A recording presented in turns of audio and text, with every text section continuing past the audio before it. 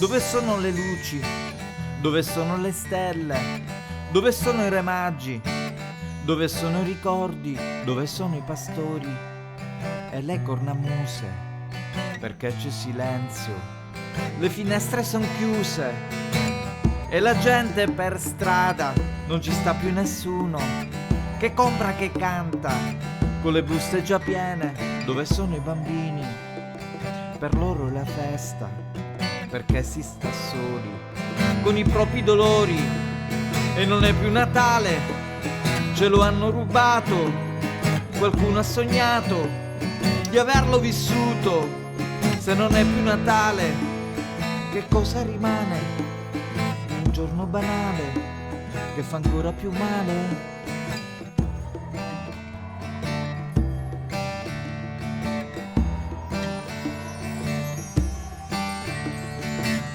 Ma forse era giusto arrivasse quel giorno per capire che tutto non era bisogno e a togliere via dagli occhi bendati quelle foglie appassite di colori falsati.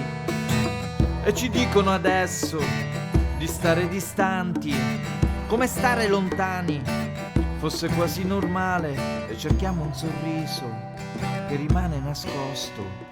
E quando lo scopri sarà corrisposto e non è più Natale, ce lo hanno rubato, qualcuno ha sognato di averlo vissuto.